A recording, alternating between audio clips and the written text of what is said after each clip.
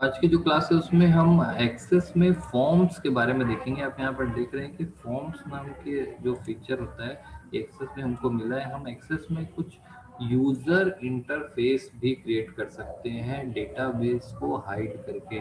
तो user interface जो है वो जीयूआई पर हमको देता है, यानी कि एमएस एक्सेस अपने आप में फ्रंट एंड यानी कि यूजर इंटरफेस बनाने की सुविधा भी देता है। तो एम एस एक्सेस हमको एक पैकेज दे रहा है जिसमें हम डेटाबेस को हैंडल कर सकते हैं, क्वेरीज को हैंडल कर सकते हैं। क्वेरीज क्वेरी बिल्डर हमको मिला है ताकि हम क्वेरी को बिल्ड कर सकें। साथ ही साथ हमें यूआई यानी कि यूजर इंटरफेस बनाने की सुविधा भी देता है। तो यूजर इंटरफेस भी हम बना सकते हैं। इसके लिए जो हमारे पास फैसिलिटी उपलब्ध है उसका नाम है फॉर्म्स। यूआई डिजाइन कर सकते हैं अपना।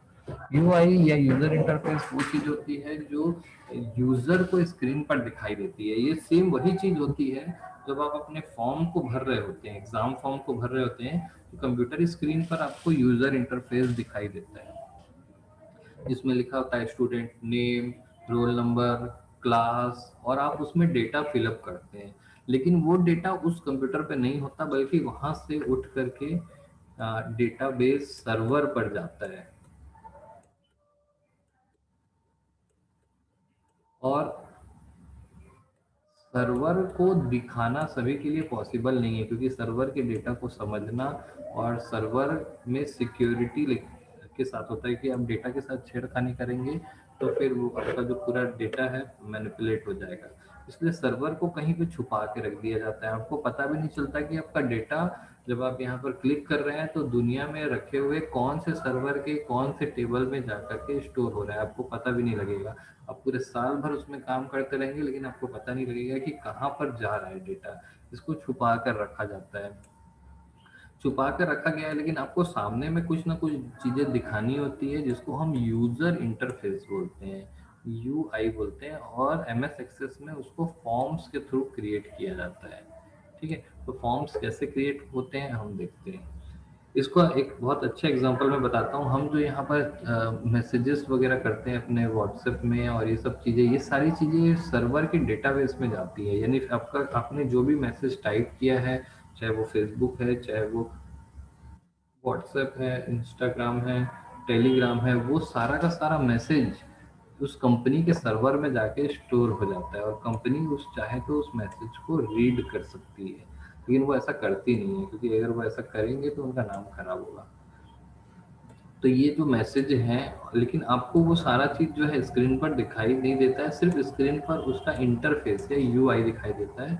एक्सेस में उसको फॉर्म्स कहते हैं। तो चलिए आइए देखते हैं फॉर्म्स कैसे क्रिएट करते हैं एक्सेस में। अभी हमने देखा कि फॉर्म्स होते क्या हैं और उनका क्या रोल है। अब एमएस एक्सेस में देखेंगे कि फॉर्म्स कैसे क्रिएट करते हैं। तो एमएस एक्सेस में यहाँ पे ओपन करता हूँ, हमारे पास स्टूडेंट नाम का एक टेबल है जिसमें roll number, name, age, father's name और डेट ऑफ बर्थ, ये 4-5 फील्ड्स बने हुए हैं। कुछ डेटा यहाँ पर इंसर्ट किया गया है। क्लियर है?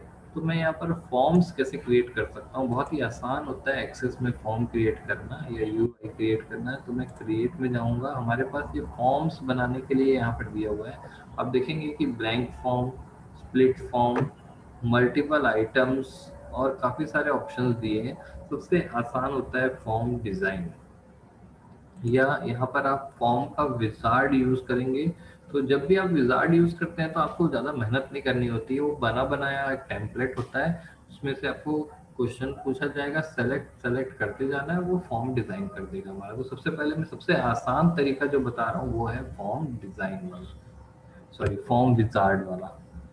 तो यहाँ पे फॉर्म विजार्ड में यहाँ पे क्लिक करूंगा तो आपको सबसे पहले वो क्वेश्चन पूछना चालू कर देगा कि कौन से टेबल से आपको या क्वेरी से आपको सिलेक्शन करनी है। तो मैं यहाँ पर सेलेक्ट कर लिया हूँ स्टूडेंट, जो कि एक ही टेबल है इसलिए वो बाय डिफॉल्ट उसको सेलेक्ट कर लिया है।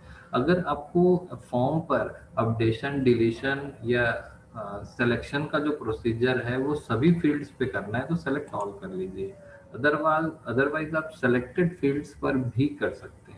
सिलेक्टेड फील्ड्स पर हम बाद में देखेंगे, हम पहले ऑल वाला जो सबसे आसान वाला है उसको देखते हैं।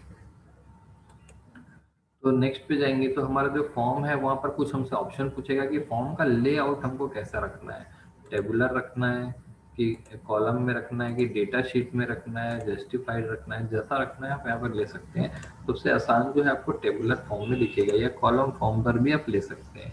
तो कॉलम फॉर्म पर लेंगे तो थोड़ा आसानी से समझ में आता है। यहाँ पर कुछ फॉर्मेट दिए हुए हैं कि किस फॉर्म में आपको अपने फॉर्मेट का जो फॉर्म है उसका लेआउट, कलर वगैरह कैसा चाहिए, ये आप देख सकते हैं। तो यहाँ पर नॉर्मल वाला सिंपल ही हम कर देते हैं। सबसे पहले जो बेसिक चीज़ें इसमें सेटिंग है उसी को देखेंगे, बाद में एक बार ये कंसेप्ट क्लियर हो जाए तो फिर उसको चेंज करके समझ सकते हैं। मॉडिफाई करने के बाद हमें वो फॉर्म का डिजाइन देखने के लिए मिलेगा। तो यहाँ पर हम देख रहे हैं ये हमारा फॉर्म डिजाइन हो गया। अगर मैं विजार्ड का यूज नहीं करता तो इसको एक एक करके हमको यहाँ से कंट्रोल्स को ला ला के यहाँ पे बनाना पड़ता, और ये कंट्रोल्स को यहाँ पर बनाने के लिए ऐसा ला ला के बनाना पड़ता। जैसे मैं यहाँ से ला के बना के दिखाता हूँ आपको। ये सेलेक्ट किया मैंने, यहाँ पे बनाया, ये सेलेक्ट किया, देन यहाँ पे बनाया, यहाँ पर मैंने ये सेलेक्ट किया, बनाया। ठीक है, यहाँ पर आपको पूछेगा कि किससे इसको ज्वाइन करना है। नेक्स्ट करता हूँ, देन स्टूडेंट टेबल या क्वेरी से ही कर लेते हैं। क्वेरी में यहाँ पर कुछ भी नहीं है, टेबल से ही कर लेते हैं। चलो, तो यहाँ पर मैं करता हूँ, मान के चलो नेम। ठीक है, अल्फाबेटिकल ऑर्डर में या नेम के ऑर्डर में इसको रखना है। तो ये हमारा कॉम्बो हो गया। ये डिज़ाइन हमको तैयार करनी होती है, और साथ ही साथ यहाँ पर हम कुछ बटन्स वगैरह भी ऐड कर सकते हैं। जैसे हमको ये सारी चीज़ों को ऐड, अपडेट, डिलीट आदि हम कर सकें। ठीक है, एक्टिव एक्स कंट्रोल ऐड करने की सुविधा भी है। फिलहाल अभी इतना डिटेल में नहीं जाते हैं, इन फॉर्म्स को देखते हैं। फॉर्म को सबसे पहले हम जब रन करेंगे, सेव कर लेते हैं, पहले फॉर्म को रन करते हैं। देखिए यहाँ पर ये फॉर्म ऐसा दिखाई देता है, और आपको इस फॉर्म को यहाँ पर देखिए टोटल 6 रिकॉर्ड्स हैं, पहला रिकॉर्ड है।